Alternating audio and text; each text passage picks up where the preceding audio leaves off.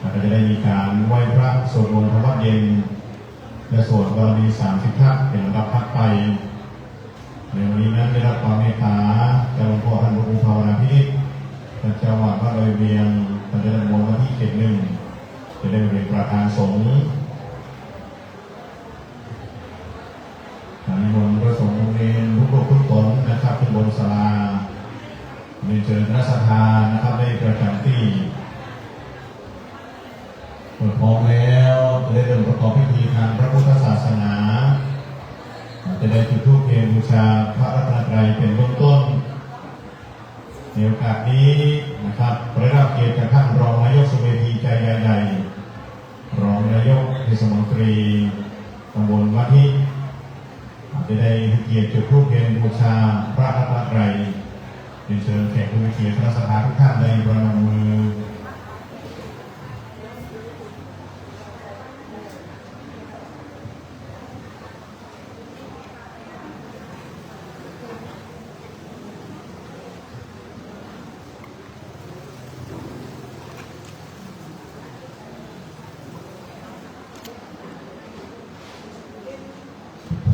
นะครับจากนั้นแขกผู้มีเกียรติทุกท่านนะครับจะได้จุดเทียนสถาบันเทศนะครับ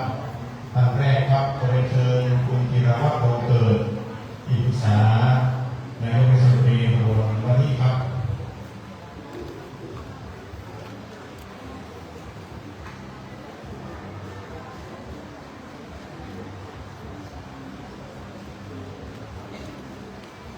ท่านที่สองครับขอเชิญแม่หลวงทักษิณาสวัสดีครับพยาบาลหมู่3ว่าที่หลวงครับ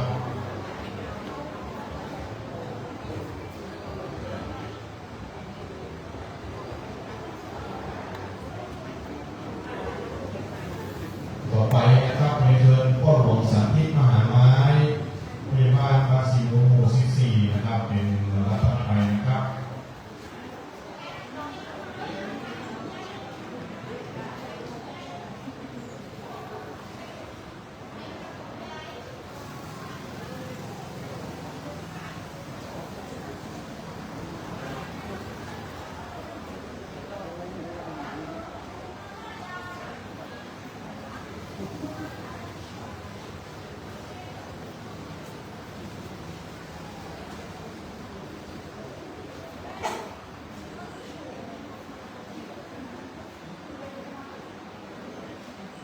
ต่อไปขอเชิญแม่โรงเรียนหางเล็กนะครับผู้ใหญ่บ้านหมู่18บ้านท่าทุ่งครับ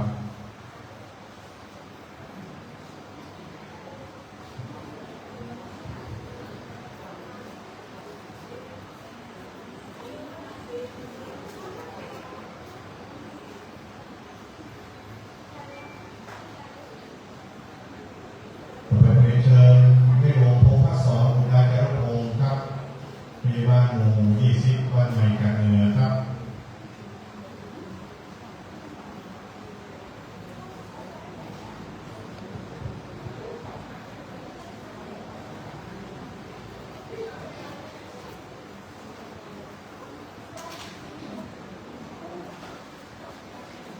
ไปเชิญแม่โรงอรุณีสมพงศ์ครับ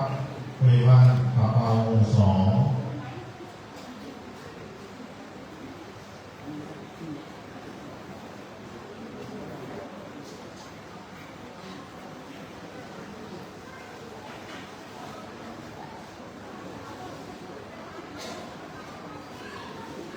่อไปเชิญพงษ์ลำเพลินผู้มีประธานแม่บ้านหมู่6ประสานครับ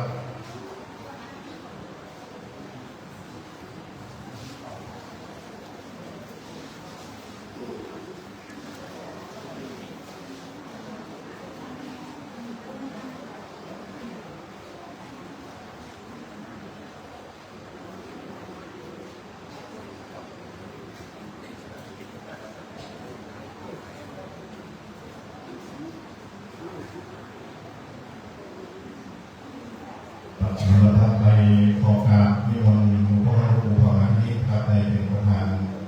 ในการสวดมนต์ธรรมวัดเย็นครับผมครั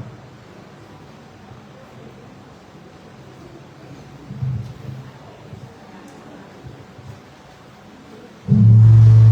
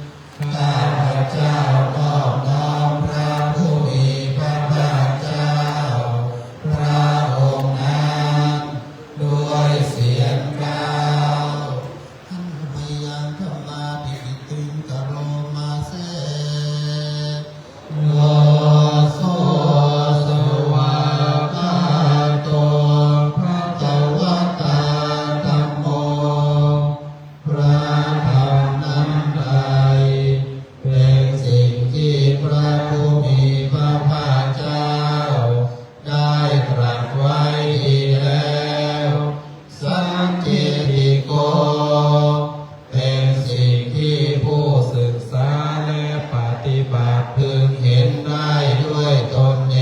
งอาการิโกเป็นสิ่งที่ปฏิบัติได้และให้ผลได้ไม่จำกัดการเอหิปัสสิโก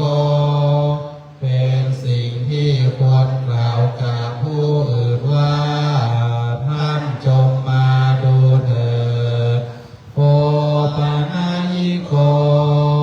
เป็นสิ่งที่ควรน้อมเข้ามาใส่ตัวปัจจตังเวทิตาโพวินโยนิเป็นสิ่งที่ผู้รู้ก็รู้ได้เฉพาะตนตามหังธรรมังอภิปูชยามิข้าพเจ้าบูชาอย่างยิ่งเฉพาะพระธรรมนั้นตามหังธรรมังศิรสานามามิข้าพเจ้านอบน้อมพระธรรมนั้นด้วยเสียงกล่าวอันธรรมยังสังฆาปิตุติงกโรมาเสโยโสสุปฏิปันโนภะคะวะโตสาวกสังโฆสงฆ์สาวกของพระผู้มีพระภาคเจ้านั้นหมู่ใดปฏิบัติดีแล้วผู้ทุปฏิปันโนภะคะวะโตสาวกสังโฆสงฆ์สาวกของพระผู้มีพระภาคเจ้าหมู่ใดปฏิบัติตรงแล้วยายะปฏิปันโนภะคะวะโตสาวกสังโฆสงฆ์สาวกของพระผู้มีพระภาคเจ้าหมู่ใดปฏิบัติเพื่อรู้ธรรมเป็นเครื่องออกจากทุกข์แล้วสามีจิปฏิปันโนภะคะวะโตสาวกสังโฆสงฆ์สาวกของพระผู้มีพระภาคเจ้าหมู่ใดปฏิบัติสมควรแล้วญาติธรรม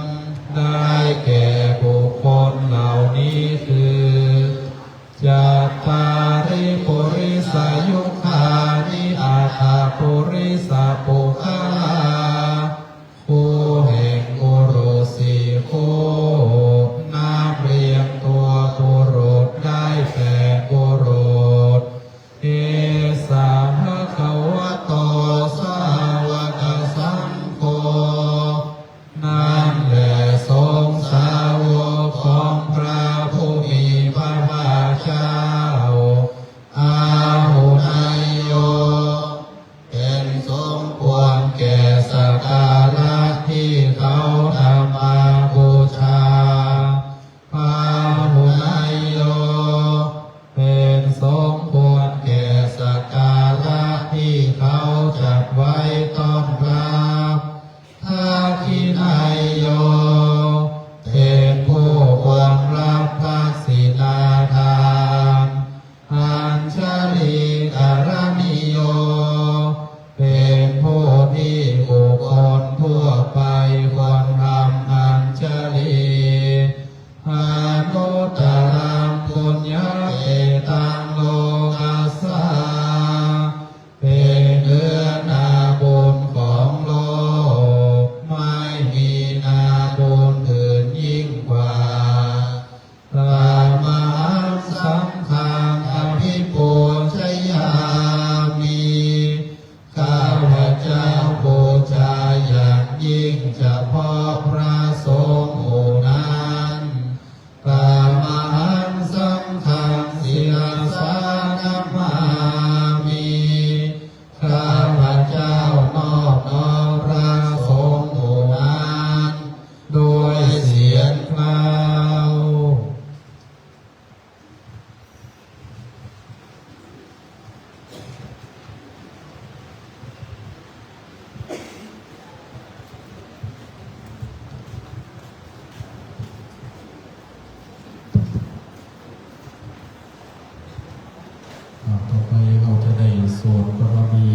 สิบตัดเพื่อถวายเป็นถือรับบูชาต่อครูบาเจ้าศรีวิชัยสิริวิชโยโพธิสัตว์ต่อไปสัทธาเอามีกระดาษกระพอไปตัดกัน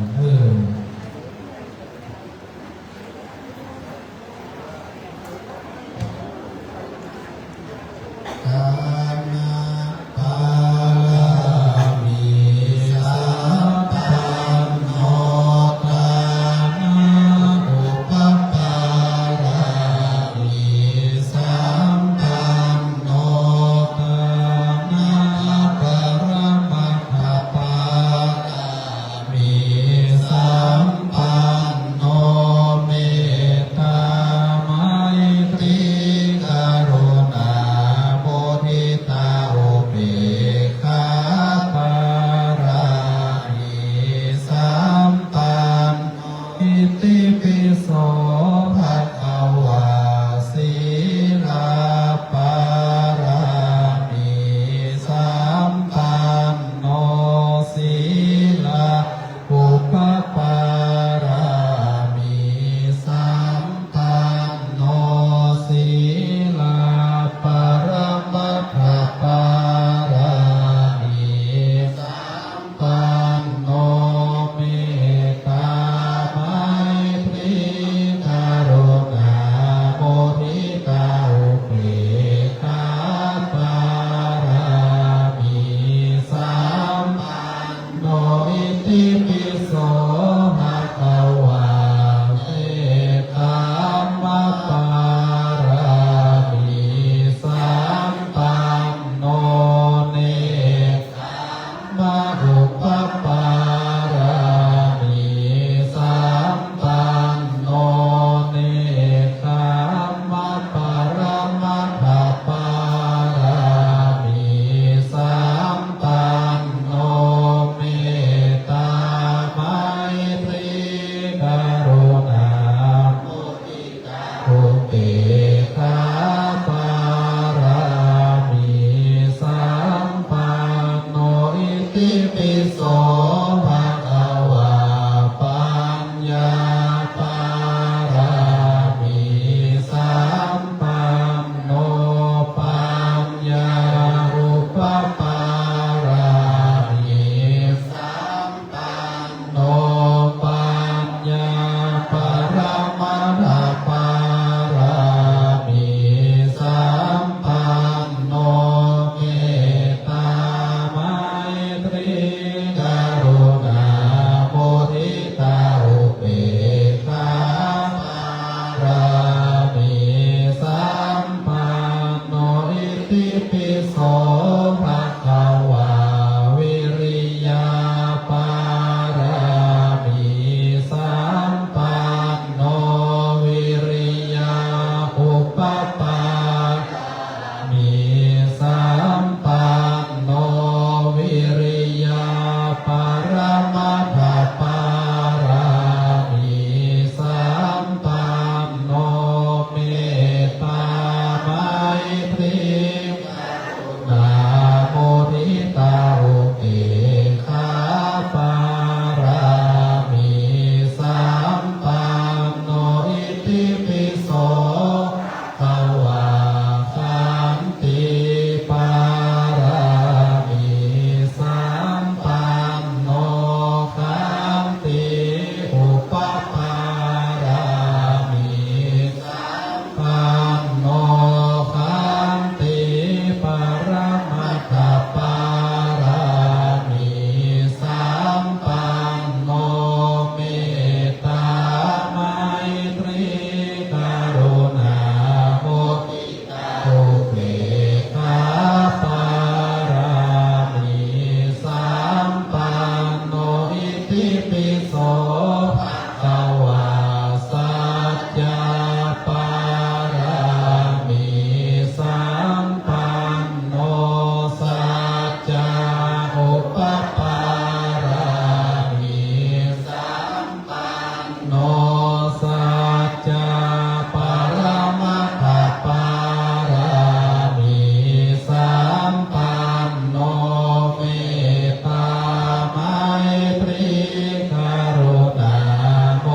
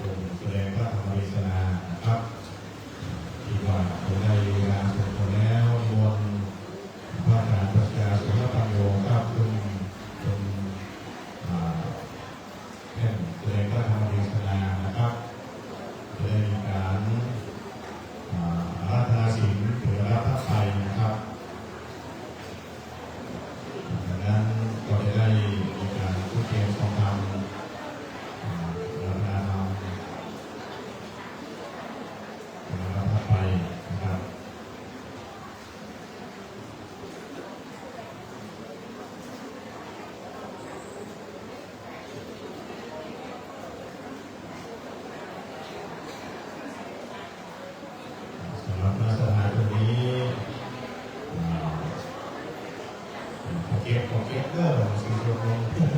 เอาไว้ที่ไหนที่ดินก่อนครับเรื่องเอาไว้ที่ไหนที่ดินก่อนนะครับเราในอาราธนาศีลอาราศีลเป็นอาราธนาไป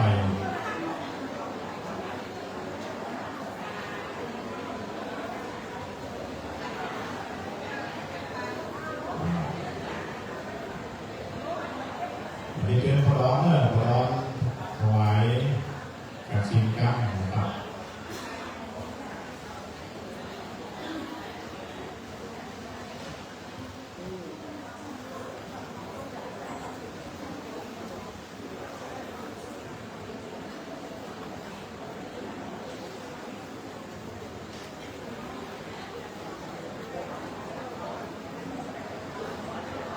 สำหรับมาตรฐานนะครับอยู่ในอาคารเป็นสงบนะครับบางคนจะได้เพียงการศีลออกจากตัวพระล้มหลังกันพระล้มหลังนี่พระอาจารย์เดินทางมาไกลนะครับจากจังหวัดเชียงใหม่วันนี้มาหายโพธิ์กับพี่น้องสภาวันที่นะครับ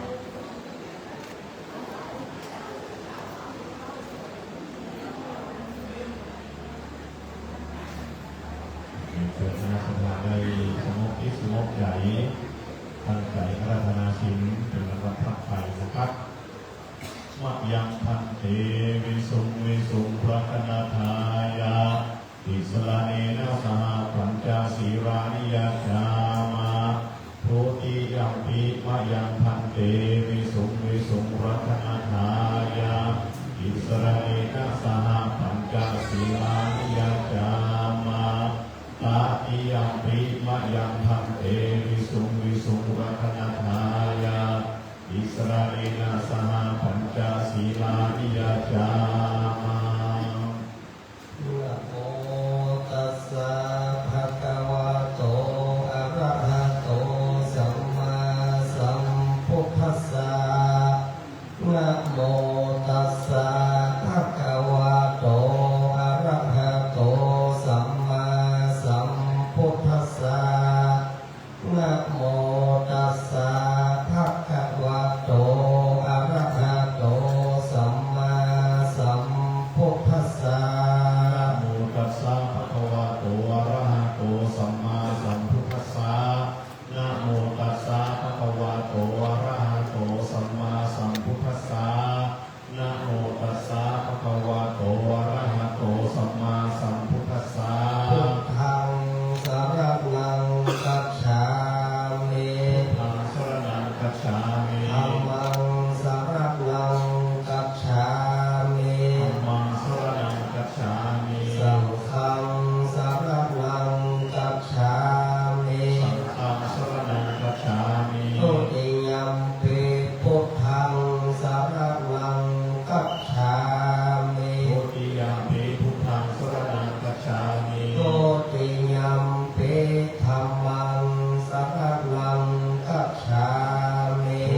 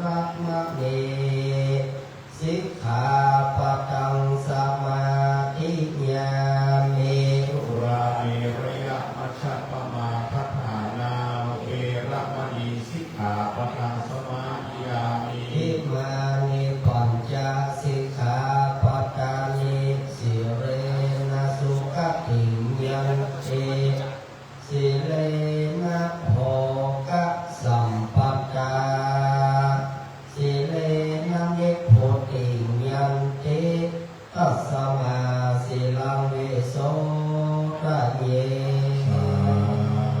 ธุลำดับต่อไป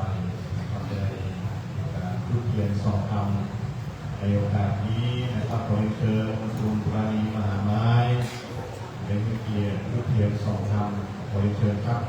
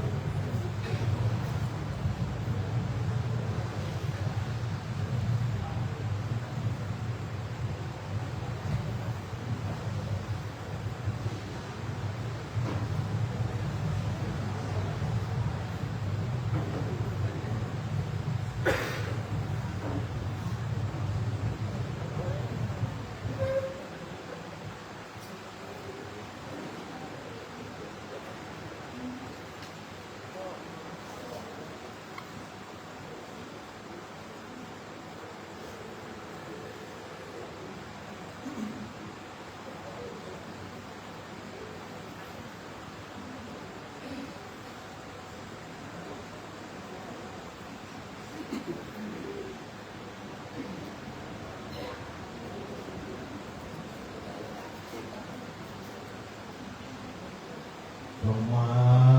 จโรกาธิปติสหัมปติกัตัญชเรียนิปุรังอายจตาสันติขาสตัปปราชกาชาติกาเทเสตุธรรมังอนุกรรมปิมังปัจจังอาราธนังกะโลมา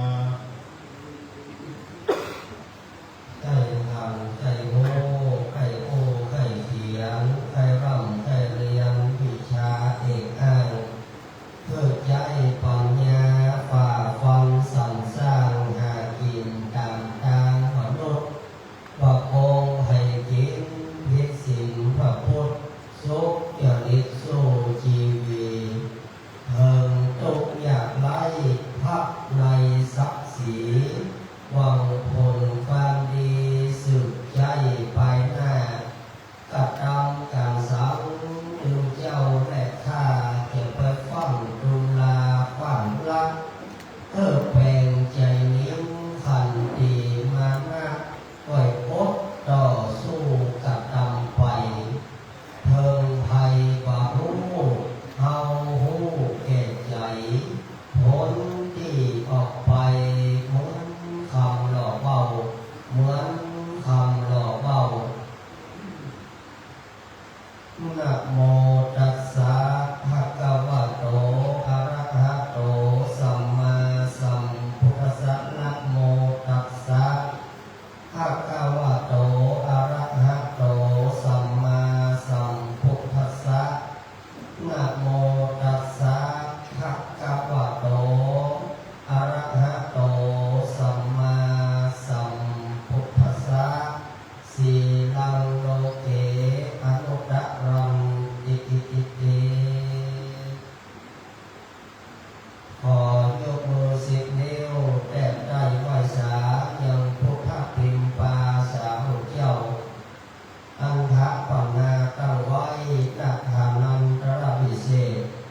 ว่องเขตพระแก้วเจ้าดังสามประการวัดป่าซับตำบลกันพิษอำเภอกันพิษจังหวัดลำพูนตัดตินีเป็นเก้าเป็นประธานขอน้อมไหวสาในปรมีธรรมพระมหาเถระอุเถระครูบาอาจารย์พระสังฆเจ้าอยู่ตนอยู่องค์อันอยู่ในตำบลโอเคตำบลกันพิษเขตหนึ่งโดยการนำของหลวงพ่อท่านพระครูภาวนาพินิจหลวงพ่อท่านเจ้าคณะตำบลกันพิษเขตหนึ่งท่านเจ้าปรมาธิปติวัดพระธาตุโดยเวียงเป็นต้นเป็นประธานพร้อมกับทางคณะสงฆ์ตำบลกันพิษเขตหนึ่งจุดหัววัดหัววาจำนวน6 วัดด้วยกันที่ได้พร้อมเพียงเรียงใจกันในค่ำของคืนนี้เพื่อได้ก่อเกิดขึ้นซึ่งบุญซึ่งกุศลเราขอกราบไหว้สาในปรมีธรรมด้วยความเคารพอย่างสูงยิ่ง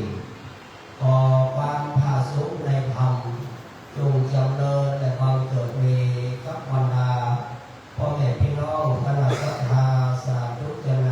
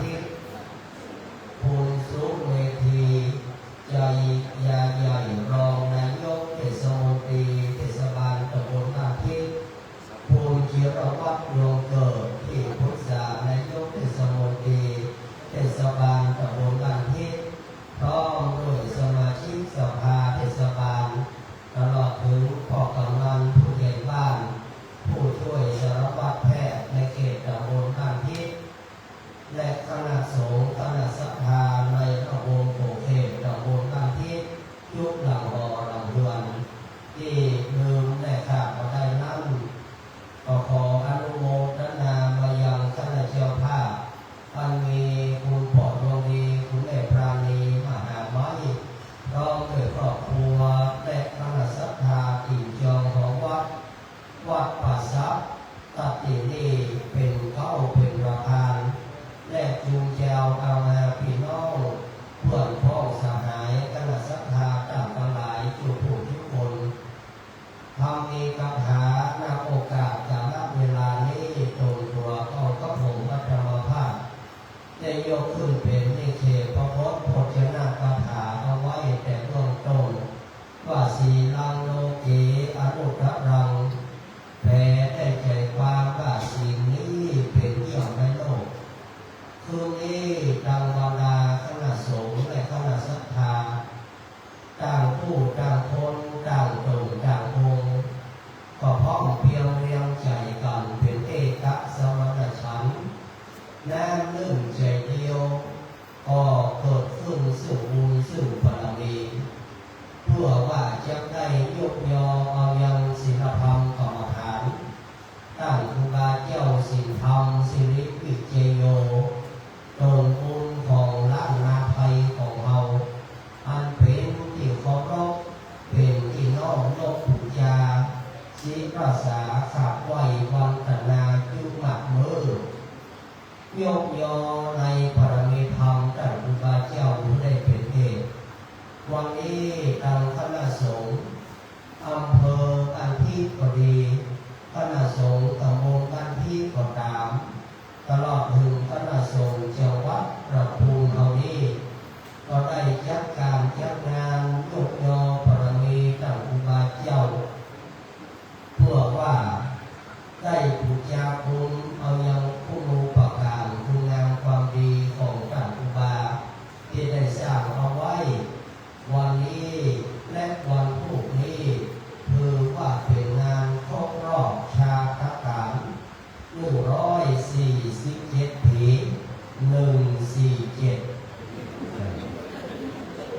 อันนี้ปีบางนะ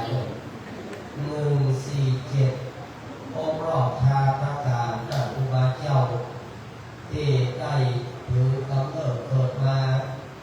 ได้สร้างคุณงามความดีปรมีธรรมเอาไว้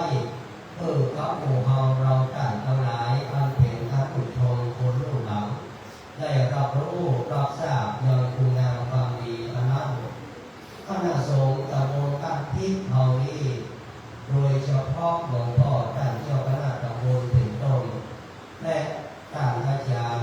ทุปีพระอธิการสุรพันธ์ปัญญาอุโภท่านเจ้าพระบาทวัดป่าซักได้นิมนต์นาพุทธเจ้าว่าขอทุกพี่มาเทศธรรมกันก็หัวทีเขาก็เรียกว่าเทศบอกมาให้พอดีเข้าบ้านที่มาของกองทัพพิมพ์หมุนทหารตรงเขาเลยพูดนี้3 เส้นเขาก็เรียกว่าคนโต๊ะมาคนไทยจะมาหลายเนาะมาแถวเจ้าเพียงแห้งแข็งพก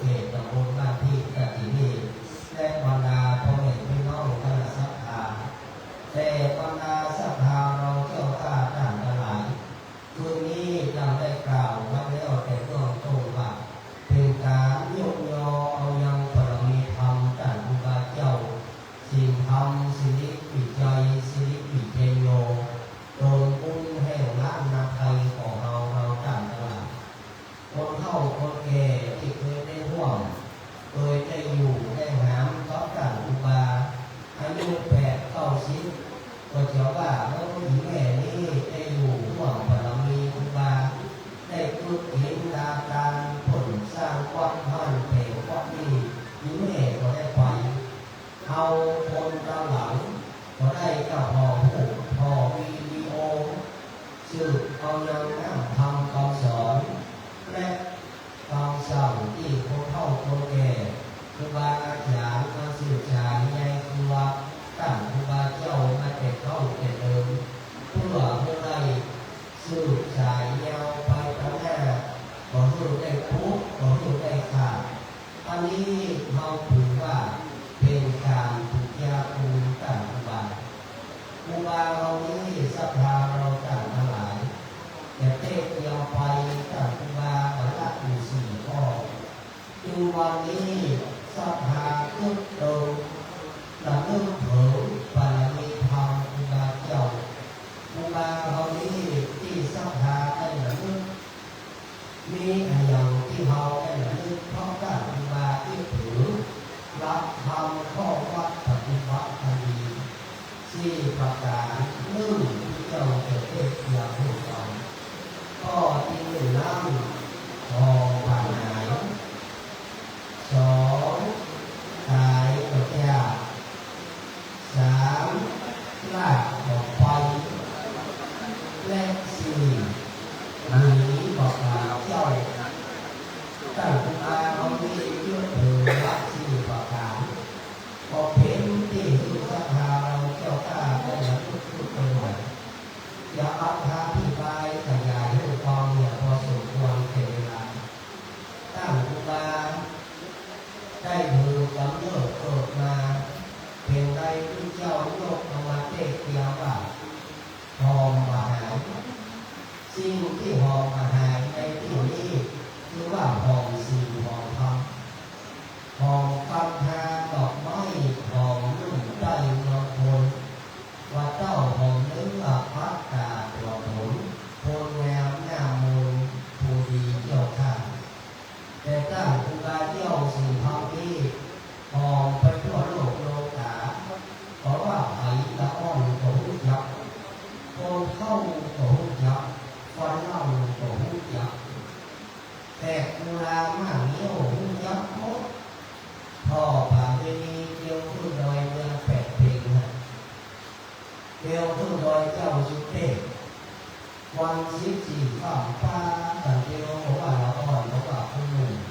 ทำครูบาเจ้าก็พูดไว้พูดจับยากแล้วนี่ครูบาสร้างครูประกาศเอาไว้ของนักหลอกเท่าครูบานี้มันเป็นการของสิ่งของธรรมนี่พระพอมหาตั้งครูบาถูกกำเนิดเกิดมาเมื่อวันที่11 เดือนมิถุนายน 2431เป็นวันทำการปีนี้หรือว่าปีศิวะปีขานกับครูบาอีกต้นเสือเป็นโมโตฟ้าโยนอย่างเงี้ยฟ้าห้องฟ้าทางพ่อวายแม่วิชาก็เลยใส่งานมากกว่าอย่างนี้ว่าให้ยินควรฟ้าวันไหวเป็นของร่างของเรานี่เพราะว่าเกิดเรื่องโกรธต้องเข้ามาต่อกับตาโน้ตทุกทีแต่แผ่นดินไหวแล้วก็ได้ยุคแก่ยุคบาทยุคพระองค์อันนี้เพราะว่าโกรธยุคโกรธเป็นโกรธต้องฟังน้อยเทวดาโมกนาตรงสู้ผลเองเลยได้ชื่อว่าให้เพราะขอความเนี่ยศึกษาใส่ชื่อว่าให้มีส่วนนะคือว่าเพียงแต่ว่าโกรธต้องฟังน้อยเพียงที่สู้ที่เรียนโกรธบุญนะโกรธและก็ให้ศึกษาขอความก็ดูกำหนดที่ว่าตั้งไปได้ไปอยู่ฝังได้ไปเป็นเราโยมเขาว่าพ่อมีใครเรื่องสาวในการนี้การครูบาเจ้าปฏิญาณหรือว่าการครูบาเจ้าแก่ปัจเจกได้เป็นพระพุทธเจ้าสอนนั้นต่อเจ้าพ่อได้เป็นอุปสัมปทาเทศะเป็นเจ้าหน้าที่วัดท่าห้องหลวงการครูบาเจ้าสอนหน้าหน่อยอุปชัยมีหัวตาหลายล้าน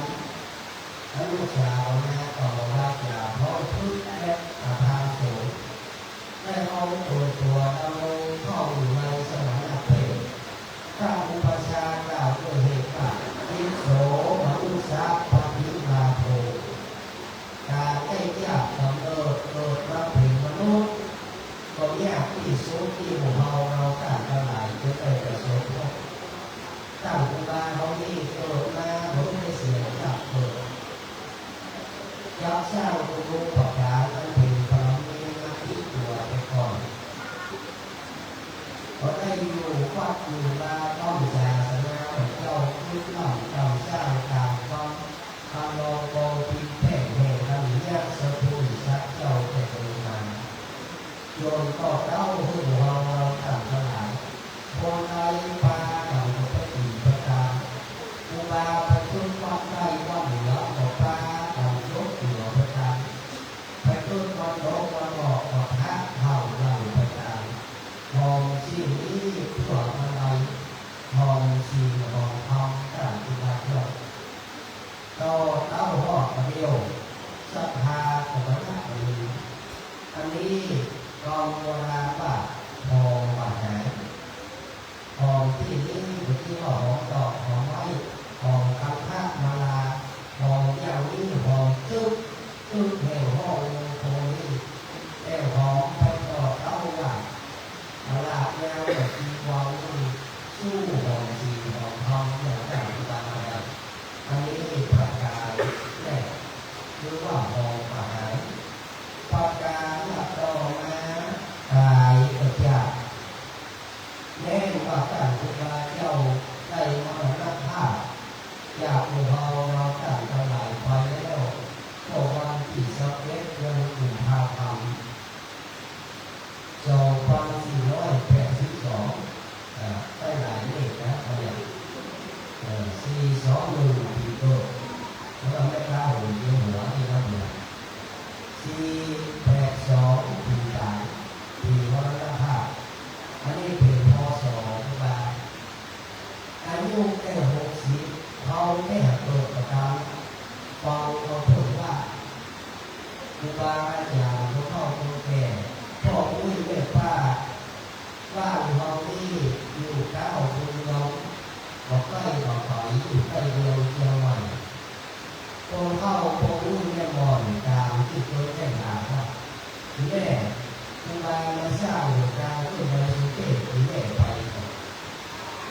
แม่อุ้ยบอกดีลูกที่เราฟังว่าทีแรกไปอยู่กับทุกสมัยนั้นแล้วก็เป็นชาวเป็นใกล้มาอ่อนอยู่ตัวเองเข้าไปสร้างเหตุการณ์คือการแล้วผลที่แยกของพ่อเขาไปได้ได้โบกที่ยืนสอบเดียวกับลูกโบกที่ใดก็ได้โบกสอบเดียวคนวันหลายคุณตาฝังขึ้นคนสอบจนเข้าไปโบกการ13 กว่ากิโลได้คนสอบเท่านั้นในรุ่นวันนี้สอบลงมาหลายไม่ได้รู้ขายแล้วไม่รู้ได้ร้อยขายคนห่ออะไรขายได้คนที่ผีนะอันนี้จะเป็นว่าผู้เย้าของไปถามเขาถึงอะไรแม่ไม่ได้ที่ไหนหรอกลายวัดลายว่าลายเศษเขา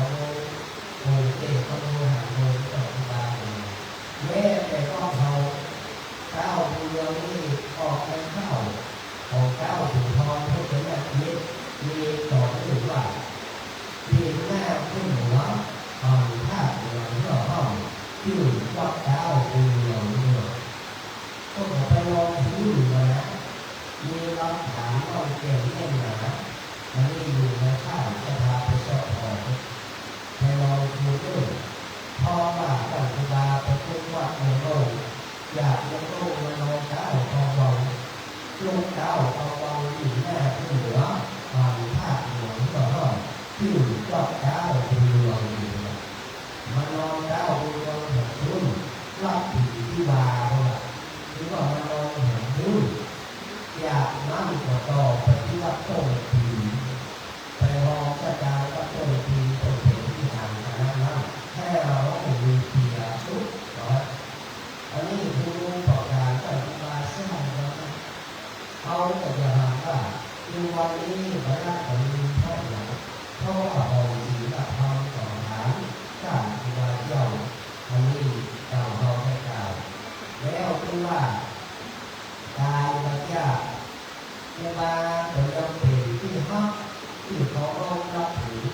แม้ว่าจะจากหมู่เราต่างทั้งหลายไปเป็น160 ปีพอในรูปสีเข้าเลยว่าต้องเป็นสมัยจะโยนให้ประกาศสมัยก่อนยาของพ่อให้มั่งครูบา เป็นต้นมีสภาพเราย้อนว่าเนี่ยการรับโดยประมาณนี้เนี่ยใครอย่างเนี่ยการก่อนให้เป็นมาเนี่ยเมื่อผมอายุเสี่ยงชีวิตสองการละทำได้60 ปีแม้มาการตาได้จากเขาไปตั้งแต่ปี2482ต่อเข้าหอดปัจจุบันนี้ได้หลาย10 ปีของเขาเพราะว่าคนเข้าคนลงก็ขึ้นมาได้ปีโดยนี้วัดศรีสุดาปีผู้วันเดียนขึ้นมาได้ขาดปลากันไปก่อนวัดบ้านปางคนเดียวอยู่โดยตลอดวัดวาลามใดที่มีสามหนุกถูกงานแต่บุญเจ้าสีทอง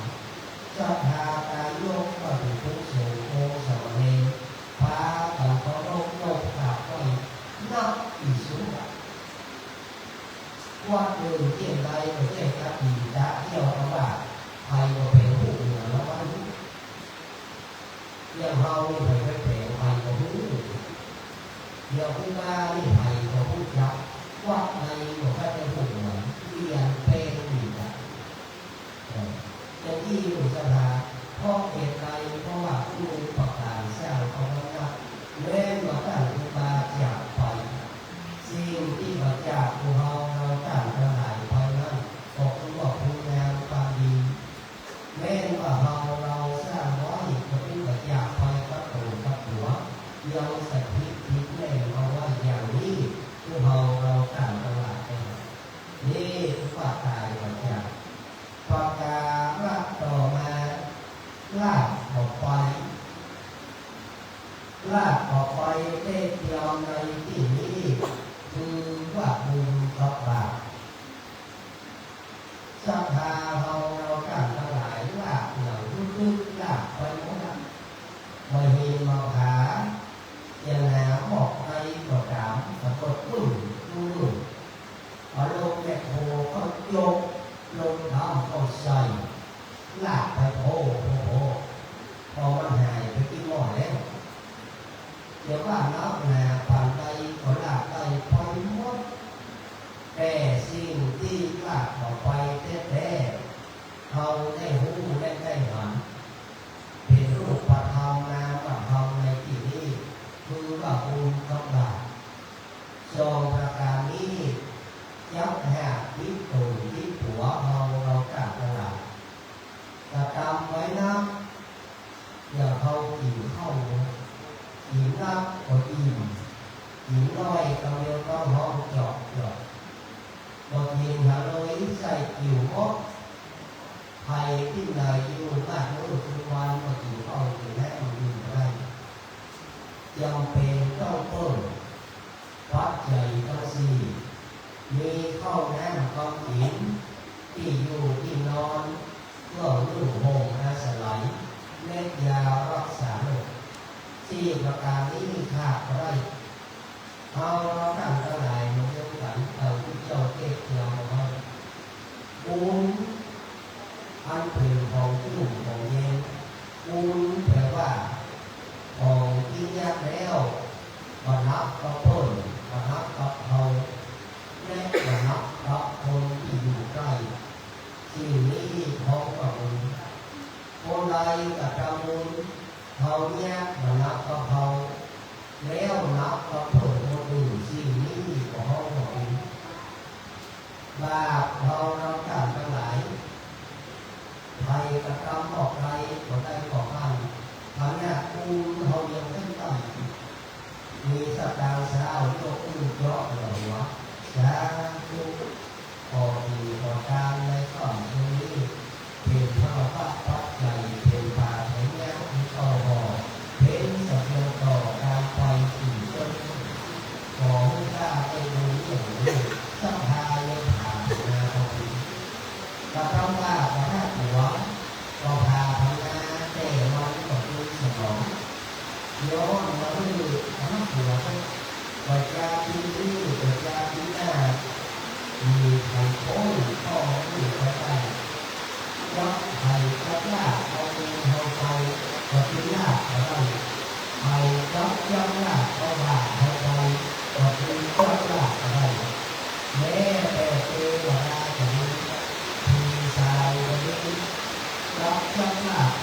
เอาต่างเราต่างทั้งหลายไปจะจับที่ไหนใครเอาไปจะเอาผีก็เอาไปได้คนก็เอาไปได้เทวดาก็เอาไปได้ที่นี้รับแต่ที่แม่ก็เดือดร้อนต่างยังเขาต่างมาเจ้าไม่ทราบที่ไหนมาประเทศและเดือดร้อนประเทศคนอื่นเป็นพโยชนะเพราะอันนี้โทษเป็นเรื่องหลังเพราะเจ้าตางานเพราะเจ้าทางเจ้าตาอะไรที่นี้ก็พร้อมกับดีเพราะที่ไหนก็ที่ดีมันก็เป็นพร้อมกับดีปากกาเราสุดท้ายได้ไปหลังก็มีมองหายตายแบบว่าว่าแบบเราในการเจ้าการเราในเจ้านี่เป็นอย่างเราที่ได้คงจะไม่ได้ทำงานของเจ้าได้รับการเอาไว้ได้ถามที่เราทำเราตอนนี้เราอยู่ที่ตรงนั้นจะทำได้ถึงภาพเราดูว่าเราเรามุ่งในรอบการที่เราโหทั้งโลกย่อมยับยั้งพระบาทของเราตั้งขนาดว่าตั้งคนเดียวได้ผู้นำสร้างคุณงามความดีนับว่าการทำงานถึงได้ถึงความเพราะว่าเราเรียนแบบนี้สร้างคนสร้างวัดสร้างวิถีสร้างวิถีเป็นคนมีมาโดยตลอดแล้วยังว่าเป็นการโดยที่แท้ที่ทำพระพุทธองค์ของเราเราสร้างมาแล้วว่าเป็นพระพันโลเป็นพระโลกายังต่อพ้นจำเข้าที่โดยสร้างมาผู้บาเจ้าถึงใจที่มีประโยชน์หรือว่าถ้าผู้บาเจ้าถึงทำเขาไม่มีก็เพื่อโลกันแม้ว่าสร้างผู้ประกาศมาถึงในแนวความมีก็ต้องนับแต่ถ้าเกิดความเก่าผ่านหลังเมื่อมาสร้างเป็นการสร้างเอาไว้แต่การที่เก่าก่อนน้ำออกซ่อนคือความให้ย้อนกลับมาเขาพ่อคือน้องทั้งหลายได้เข้าก็มีขันโยนไปมีเทศขึ้นเล่าเพราะเกิดเหตุการณ์ต่างๆนานาโดนใส่ได้เป้าสีโดนกล่าวถูกว่าเพชรมีสัพพะสัพพังในประเทศเพราะว่าพูดไปแล้วในการปฏิบัติของเขาแต่ท่านที่นี้ในบรรดาที่หลงโคตรในการข้อนี้พระเจ้าพระนามพระพุทธองค์ทรงรับมาไว้ถึงพระบาลีว่าความผู้งามกับปฏิโลกโหทั้งโลกย่อมถึงพระธรรมของพระวิสุทธิโลกเพราะฉะนั้นพวกเราต่างทั้งหลายแม้ว่าต่างเวลาต้องประสบข้อความอย่างไรแต่คุณงามความดีที่สร้างเอาไว้ก็ยังถึงเพื่อต่างกันก็เก้ายังคงหายไปหลายเราต่างทั้งหลายให้รู้ให้หันเรายังข้อวัดเรายังศีลธรรมต่อหลังแม้แต่พบจุดโกงเจ้าหลายต่างเวลาเจ้าที่ถือเอาไว้แม้ว่าจะทำของนาแต่ดียับจุดโกงแต่ดีหนักนักเอาเข้าไปใส่คอหรือเจ็บเพื่อคอหรืองานแต่เจ็บเพื่อคอครับแต่เจ็บเพื่อคอกับใต้กับเหนือแต่ย้อนว่าถือคอเขาความยึดยกขึ้นเพียงหน้าผากแล้วออกกล่าวกับนิวังพุทธะวังอภิฐานิสามข้อกำลังโจบเรียบร้อยก็โผล่มือลงนิมังทาวังนากับมังอภิฐานิเป็นสามข้อแล้วก็เข้าภาวนาเก้าแปดพุทโธร้อยแปดยกธัมโมร้อยแปดยกสังโฆร้อยแปดยก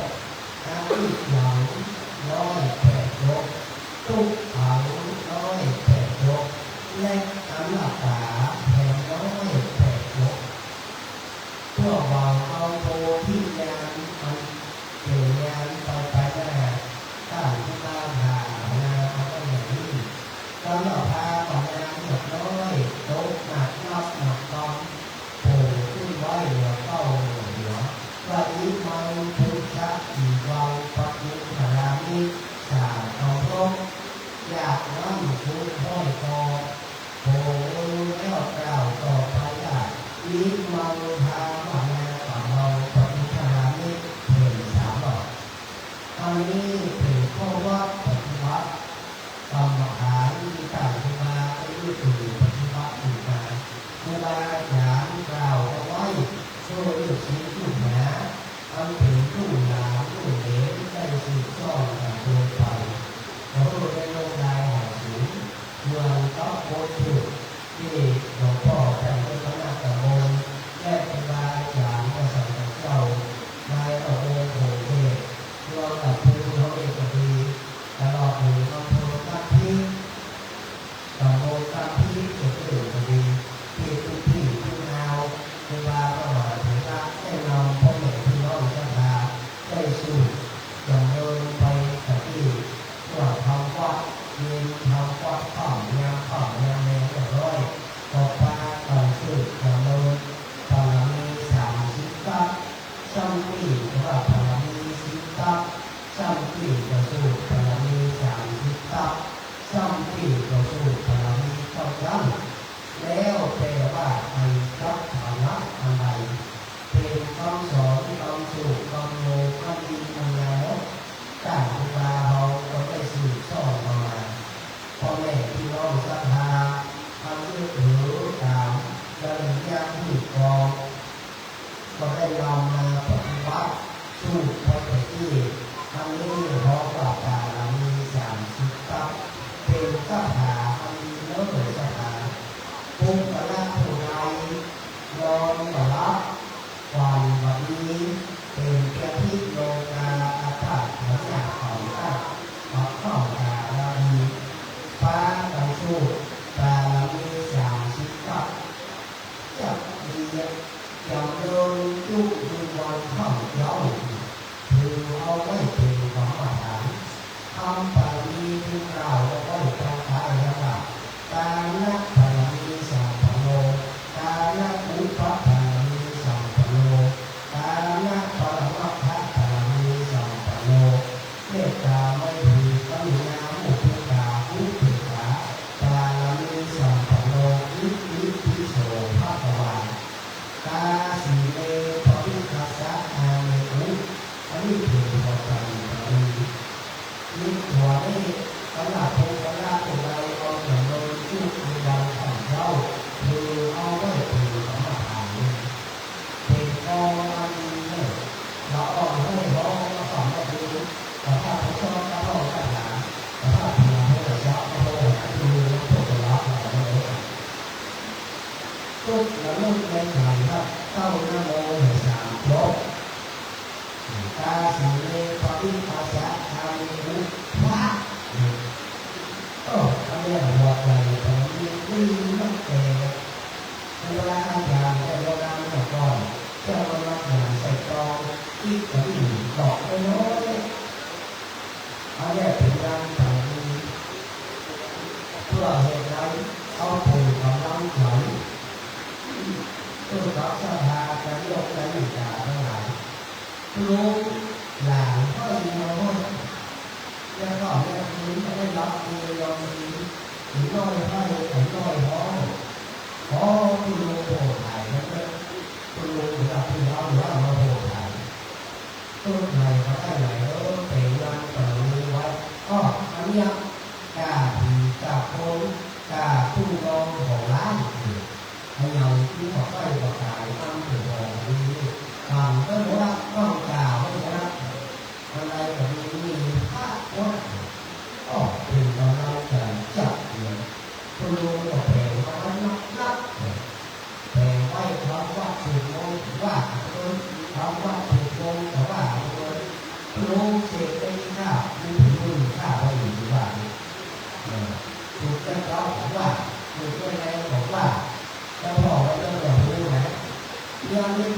จางที่เยอะข้าวโลกโลกเป็นหน้าหอเพิ่มเพิ่มรอบหนึ่งรอบหนึ่งรอบก็จะเสียที่ข้าวเป็นว่าเพิ่มเอาแล้วแบบหอไม่ได้เลยแต่ทุกอย่างบอกว่าหอแบบคุณตาที่ดีการเมตตาเกิดดีก็ยังต่อมือเลยเอาไปรักษาเลยไว้บนหัวนอนกันใส่ขึ้นนอนกันเอาใส่ไว้กระอีกซื้อรอนไม่ให้ดีนักเลยชื่อน่าจะชื่อมาเจ้าพ่อเราดูตู้ในฝันแล้วโอ้ดีตาได้แต่ดีมาแล้ว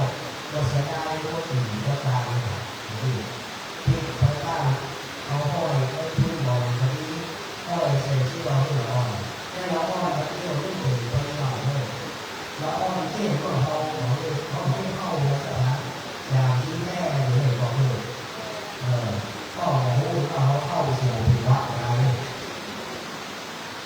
เที่ยงเราตอนนี้ไปวัดไปมาข้อมูลเขารับสอบไปเหมือนเดิมพอเราที่ถึงแล้วก่อนที่อยู่พบพ่อเดือดเรื่องนี้คนเราหนึ่งมาพ่อถึงปุ๊บแบบช่วยกับเรื่องนี้เราใส่เองมาใส่ผ้าโล่งใส่ยางดูเลยเอาพ่อเนี่ยถึงปุ๊บถึงพอละถ้าคุณยายก็สิดีใจโอ้คนก็บอกพ่อแม่พ่อบอกที่เราเกี่ยวกับก็หนูก็ไม่ได้พอวันนี้พอพ่ออยู่พอลงพอเที่ยวอยู่เนาะอย่างไรก็อยากมีตาจ่ายน้ำลูกเขาแล้วก็พ่อเต้นกับผู้ติดตัวรออย่างเดียวรอยังพ่ออะไรแล้วเราบอกอยู่ว่าตั้งแต่เช้าเราก็ที่เราได้เราก็ต้องรออะไรเรามันบาปเราบาปที่เราไม่บาปเราดูเอาเลยแล้วมันเหมือนที่เราเอาอย่างมันดูแบบเขาเนี่ยแล้วเราดูใส่ใส่ถ้าผมใส่ที่หัวครับเนาะเขาก็เลยบอกให้คนเข้าว่าหัวมันบาปเขาเพื่อมันถึงแห่งตองเด็กที่บ้านจากนครว่าเพื่อนจะแห่งตองเนอะยิงหยอกร้อยใส่สายหยอกร้อยเสกเป่าแห่โมหยอกร้อยเอาไว้บนหัวนอนเลยใส่นอนก็ได้ได้เวลาเราเห็นเรามีฝันดีนอนดีทำได้อย่างที่ดีเพื่อแก่เขาจะได้เอาไปที่ตัวมันแล้วอ่อนของพ่อถึงน้ำมันต่อตอนนั้นเนี่ยทำนะเพราะว่าพอยังก็ที่หมอนหยอกเอาของจริงต้องแบบเป็นละอ่อนแหละละอ่อนมันเดียวที่สาขาที่คนดูแล้วเป็นนะพ่อเลยค่ะอันนี้มันบอกดูที่เราเรียกว่าฝรั่งน้ำหอมดีเป็นสิ่งเราทำเป็นกำลังใจจัดมีกระดาษของดีของงานที่บ้านเราจ่ายแต่เอาไว้เพราะฉะนั้นปลาน้ำดี30 ตับดีปลาน้ำดี10 ตับดีปลาน้ำดี2 ตับดีที่เนี่ยปลาน้ำดีมาแต่รอบก็เหมือนเรามีสีหน้าปลาดีที่เราจ่ายทั้งหลายไม่สูงความผลออกจากปีหาได้ไม่ถูกแต่เข้าไว้ทั้งแม่เข้าครั้งเข้าใหญ่เข้าครั้งเข้าเศรษฐีในดวงเข้าครั้งเข้าเศรษฐีเข้าครั้งใครจะมาทำได้ก็ทำทุกความดีความงามเป็นงานขนาดเพราะฉะนั้นเวลาเราได้สร้างของเราสร้างทั้งหลายอันถูกและที่โทนหลังเราได้ยกยอเอายอต่อมีปฏิบัติต่อสิ่งทำก็ได้ถึงเหตุทุกข์ถึงที่โลกที่สาถึงที่ใกล้สัพพะปัญญาขอให้เราได้ยึดถือเอากล่าวการลองทำต่อจากปฏิบัติต่อยึดถือเพราะว่าเราการทั้งหลายกับเราสามารถในชีวิตตั้งแต่เชื่อคิดนะครับยึดศรัทธาทำไปเรามีองค์น้องจะที่โตตัวเราก็ได้ย้อนมามีกระบาดพระบุญกุศลที่เราการทั้งหลายได้ร่วมกันทำมาในนั้นการภาวนาก็การตั้งแต่ที่ย้อนกันมองได้สิ่งทำต่างๆ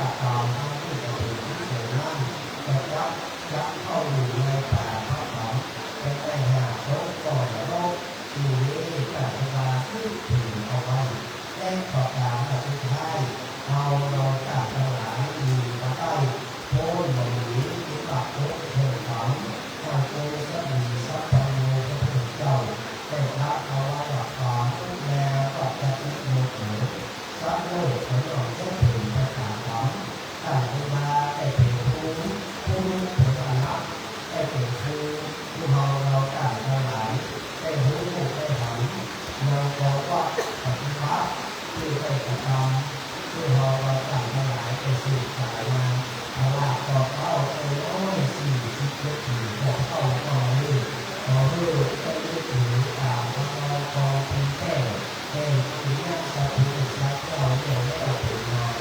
ก็ยังเล่าหนักที่เราเราต่างกันหลายแค่เรื่องการตามต่อเพลงก็ขอให้ถึงดูให้ถึงสวยได้ติดชุดแห่งการก็ขอทานก็ต้องทานแบบเดิมกันมาที่บรรดาก็ได้เจ้าภาพในต่างของนี้เอาเงินและเงินตาตามธรรมพระเดชพระคุณหลวงพ่อการพระคุณภาวนาที่นี้หลวงพ่อการเจ้าคณะตำบลการที่เกิดขึ้นการจอยมาติดประทิที่บ้านหลวงพระพุทธภาพเดียวถึงองค์ถึงประธานพร้อมกับองค์ก็มาเสริมพระบุตรองค์สามเลยในต่อโมงโดดเด่นต่อโมงการที่เกิดขึ้นทุกหัวข้อหัววา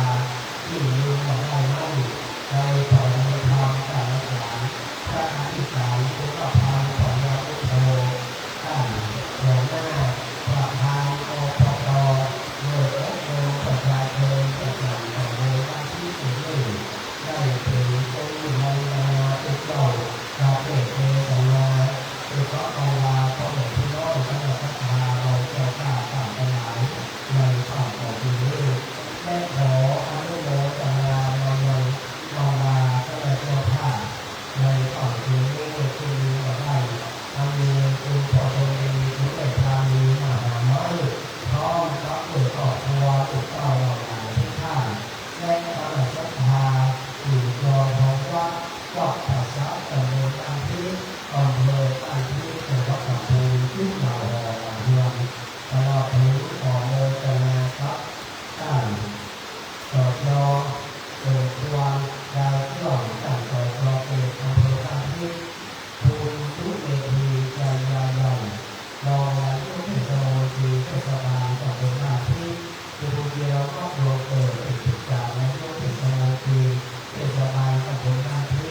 ตลอดถึงเจ้าหน้าที่เจ้าพนักงานทุกท่านพ่อกำนันผู้ใหญ่บ้านผู้หลวงสารวัตรแพทย์ในตำบลโป่งเกตตำบลอันที่และคณะสัทธาในเขตตำบลอันที่ขึ้นมาหอวันจุดเงินย่อยจะดีที่ได้ป้าการผ่อนเพลงลูกก่อเกิดขึ้นสู่มูลสู่ผู้สนในฝั่งของเพลงนี้ก็ได้ก็พาผลไปที่หลอกหลอกผลโดยแก่อิปะยิกะวงงานของจากพุทธเจ้าสรีอิใจสีอิใจโยตนมูลแห่งล้านนาคันของเราต่างกันหลายก็ได้เกิดเพ่งในถึงจะอีกทีพระจะมีปฏิบัติเจ้าแล้วก็ถึงได้ผู้การรักษาผู้โอปนาปกป้องผู้ครอง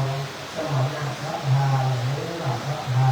เราก็กล้ากับทั้งหลายที่ถูกที่โกงที่ถูกที่โกง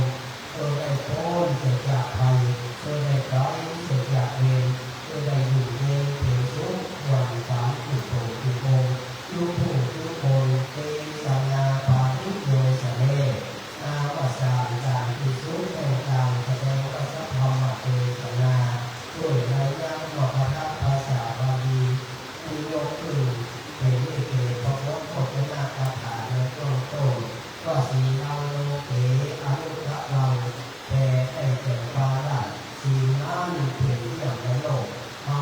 ต่างตลาดมาในที่นี้มาในข้อของเมืองนี้ก็เพื่อว่าของสิ่งของธรรมของต่างพระเจ้าเลยได้พากันยกปากเข้า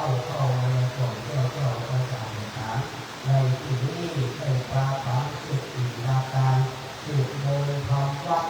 จุดยังต่างมี30ตับพอให้เราเกิดยังเทศยังทีเห็นบารมีครับต่อตัวตัวของเราต่างทั้งหลายจงสมัยได้เวลาของสมมติจุดที่โดนเอาไว้ยังพระสัทธรรมเทศนาไว้แก่เพียงเท่านี้วังก็มีด้วยพระตาลักษณ์นี้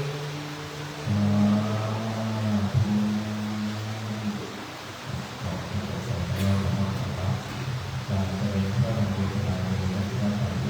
ตุลาคม 2565เนื้อหาเรื่องราวในต่างๆของพระเจ้าอยู่หัวได้ขอบคุณพระบิดาครับส่วนเรื่องพระวรรณการนะครับเป็น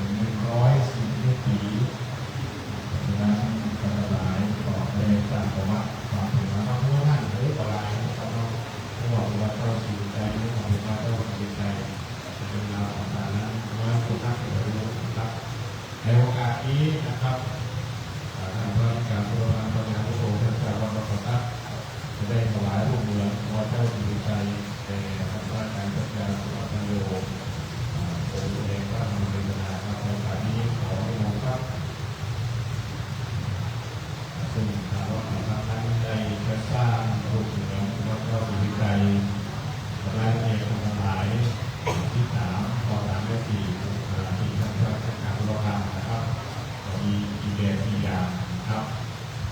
แล้วถัดไปนะครับขอเชิญคุณปราณีมหาไม้นะครับ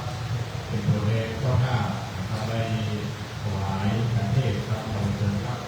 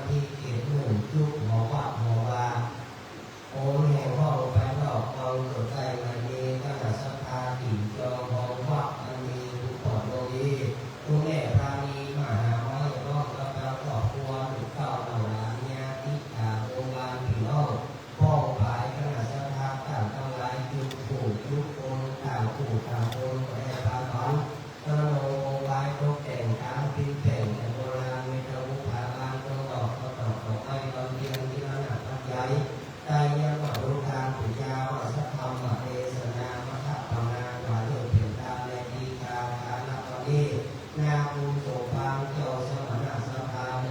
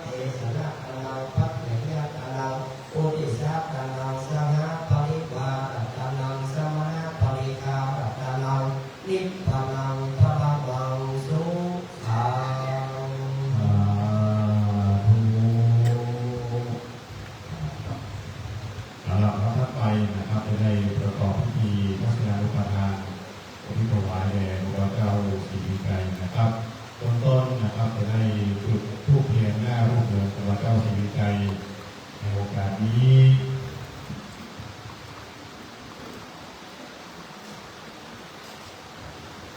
นะครับจะได้รับเกียรติจากท่านสต.สมพลสายเครื่องสมาชิกองค์การบริหารส่วนจังหวัดภูเก็ตตัวน้ำทิพย์นะครับได้เกียรติจุดธูปเทียนบูชาหน้าโรงเรียนวัดเจ้าสมิงแกนครับเป็นทางในพระนมเด้อมีมนต์พระสงฆ์6 รูปนะครับตัวพระนมวัดการครับ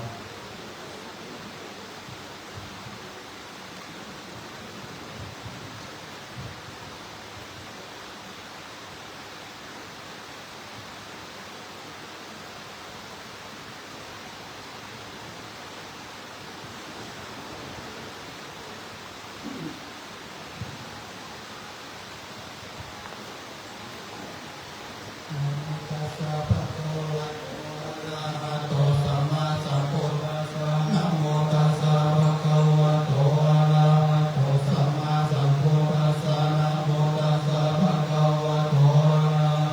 สัมมาสัมพุทธัสสะสัพพะธัมมาอันกุศลธัมมาอัปยากตะธัมมาสุขายเวทนายะสัพพยุตตะธัมมาทุกขายเวทนายะสัพพยุตตะธัมมาทุกขมาสุขายเวทนายะสัพพยุตตะธัมมาวิปัสสนาธัมมาวิปัสสนาธัมมาธัมมาเนวะวิปัสสนาวิปัสสนาธัมมาธัมมาอนุปาทินานิยาตานิยาธัมมาอนุปาทินา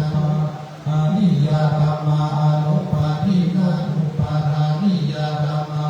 กิเลสสักกิเลสิกาธัมมาสักกิเลสสักกิเลสิกาธัมมาสักกิเลสสักกิเลสิกาธัมมาสวิตกะวิจารธัมมาอวิตกะวิจารมัตตาธัมมาอวิตกะวิจารธัมมาปิติสหคัตตาธัมมาสหคัตตาธัมมาอุเทหะสหคัต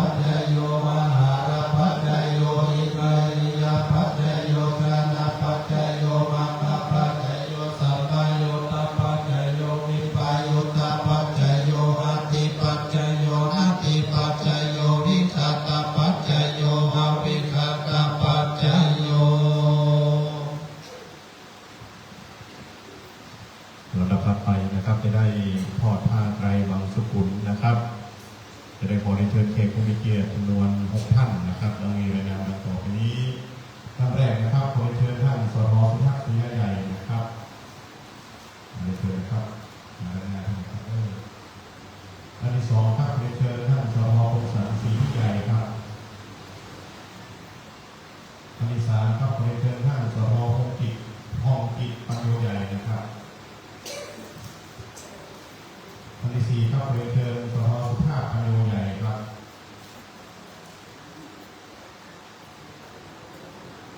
ท่านที่ห้าครับขอเชิญท่านสทโอภาสสวัสดิ์ครับ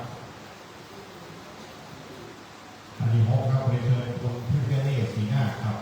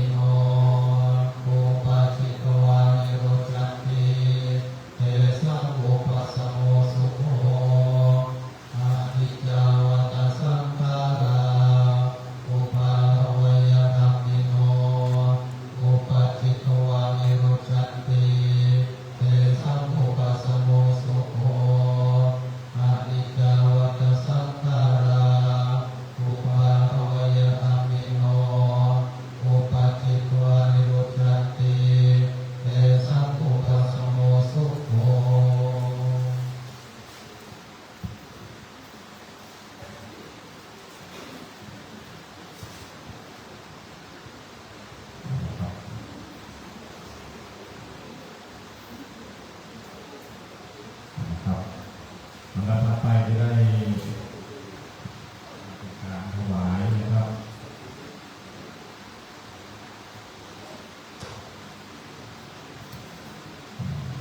ลำดับแรกจะได้ถวายการพระพุทธนะครับเป็นเบื้องต้นนะครับจากนั้นจะได้ถวายการตุวาเจ้าสิริไกรนะครับแล้วก็จะได้ถวายแด่พระเถระนะครับเป็นวันครูที่ในส่วนนะครับ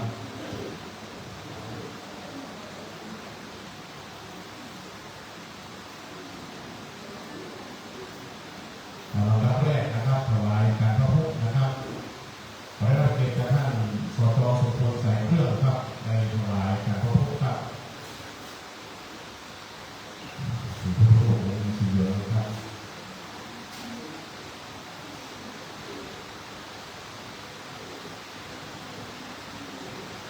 แล้วไปได้ถวายการ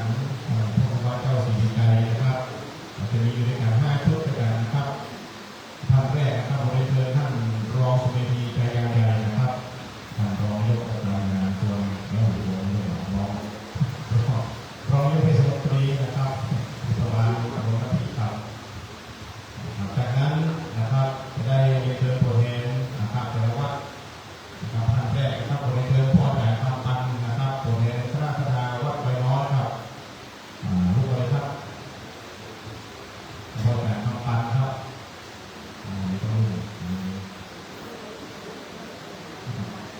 เราแต่ที่ดีครับมาโดนครับเลยครับต้นมีที่เราเอาจากวัดไบน้อยครับถวายกันพระเจ้าสิริไกรนะครับท่านต่อไปครับขอเชิญพ่อจ่ายเสนชายจากคำครับตัวแทนรัฐบาลวัดพระพิบูลนะครับแล้วก็ไปนะครับขอเชิญแม่หลวงทักษิณาสวัสดิ์ครับเป็นตัวแทนรัฐบาลวัดศรีวงศ์ครับเชิญครับ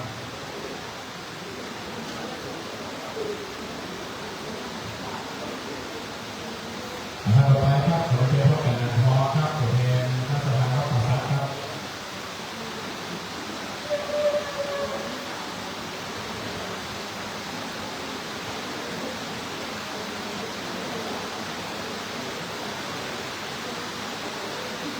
ขอเชิญตัวแทนวัดให้เอาใจครับ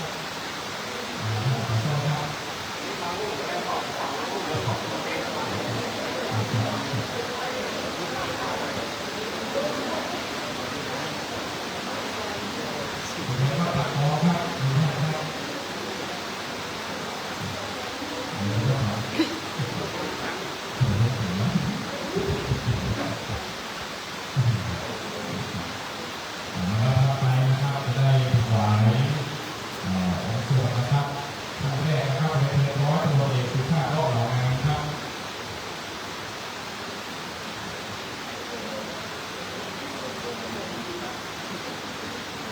สองครับเรียนเชิญครูจรัสศรีสุภาศรีครับต่อไปเรียนเชิญนางสาวพิธาหนูเข้าโรงเรียนมหาไม้ครับต่อไปเรียนเชิญคุณพิธิการมหาไม้ครับ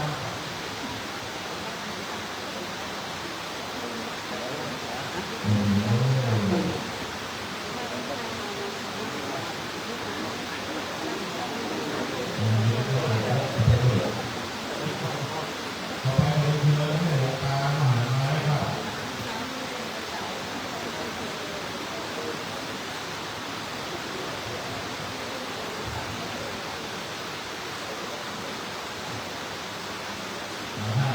สุดท้ายครับเรียนเชิญท่านสรของทีมประโยชน์ใหญ่ครับสมาชิกสภาเทศบาลทั้งสุดเลยนะครับมาดูสุดท้ายเลยนะครับ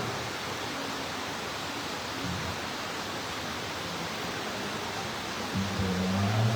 ตอนสุดท้ายเลยนะครับ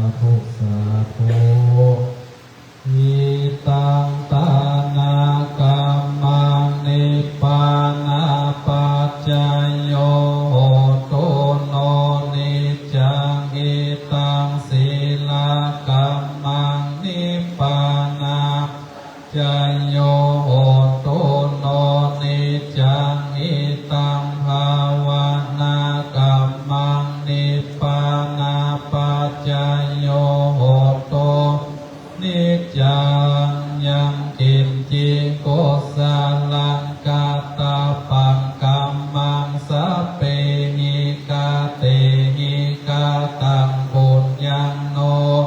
โนโมทันโตสุนันโตพนโตเยเตวะอาสามิงหาเนอาติกาตาหิกังสัทธาหนโตสัมปัสสัตตานังสุขีอัตตานังปาริหารันตุมาตาปิตาสุขีตาหนโตตุกาปะโมดสัพเพญาตากาโสกิตาหนโตตุกาปะโมดจันโตสัพเพหญาตากาโสกิตาหนโตตุกาปะโมดสัพเพปิสาสัพเพยัคฆาสัพเพเปตาสุขิตาหนโตตุกาปะโมดโตสัมเปนาคาตาสุขิตาหนโตตุกาปะโมดยันโตสัพเพเทวาสุขิตาตุกาปะโมดยันโตสัพเพอาจาริโยปัจจายาสุขิตาหนโตตุกาปะโมดยันโตปฏินังสัมมิชันตุโวต่อไปเราจะได้วันตาโลกวันตาพุทธาพระพุทธพระบาทพระสารโลกปิปาตลอดจนถึงวัดวาอารามฐานันตรัตตินีเนอวันตามิพุทธังสัพพังเมวะโตสังฆัมมังภะเมพันเตวันตามิธัมมังสัพพะเมวะสังฆัมมังภะเมพันเตวันตามิสังฆังสัพพะเมวะโตสังฆัมมังภะเมพันเตวันตามิคารโรโภปัจจายาจาริเยสัพพะเมวะโตสังฆัมมังภะเมพันเตวันตามิกามมัฏฐานังสัพพะเมวะโตสังฆัมมังภะเมพันเตวันตามิอาราเมภัสสิมายังสัพพะเมวะโตสังฆัมมัฏฐาเมพันเตวันตามิเจติยังสัพพะภะคานิสุปาติทิตาสาลิรัตถาตุโยมะโพธิพุทธโรปัสสะการังสัทธานาคโลเกเตวะโลเกพรหมโลเกทิเปลังกาทิเปสาลิรัตถาตุโยเกสัทธาตุโยอาระหันตาหาตุโยเจติยัง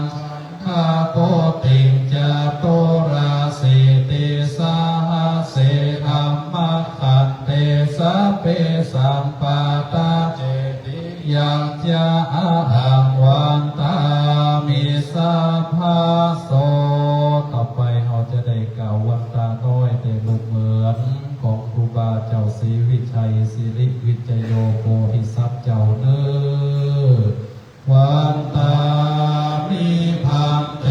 สัพพังอาปาลาหังคามะทะเมพันเต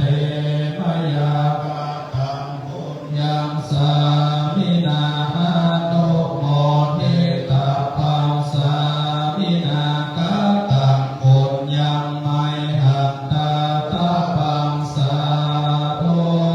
สาธุอนุโมทามิลำดับต่อไปพี่น้องศรัทธาหน้าปฏิหลวงพ่อพระครูภาวนาพิชิตหลวงพ่อผู้เป็นประธานสงฆ์เมตตาบารมีในค่ำคืนนี้นะครับวันตามิพันเตสัพพังอาปาลาหังคามะทะเมพันเตมยากาตังปุญญังสามินาโนโมทิตาปังสามินากาตังปุญญังไมหังตาตะปังสา